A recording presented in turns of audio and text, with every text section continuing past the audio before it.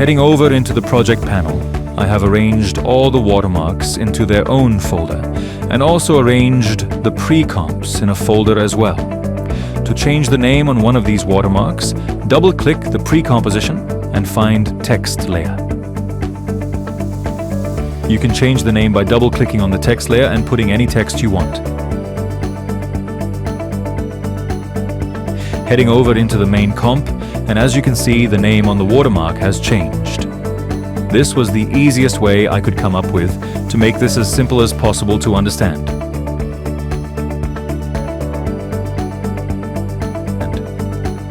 Okay, let's try another one. For example, let's enter this watermarks composition, double-click on the text, and put any text you want. And I also forgot to mention that you can change the font, size, color, stroke, and spacing of the text, in case after changing the text, it's either too big or too small, or if you just want to change the font in general. And boom, there you guys go. Freeline watermark animations for your edits.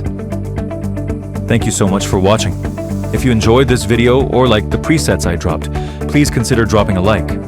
It really helps me to post more content like this, and if you guys want any other tutorials or preset giveaways, please state your requests in the comment section. The links are in the description. Have a wonderful day wherever you are, and bye.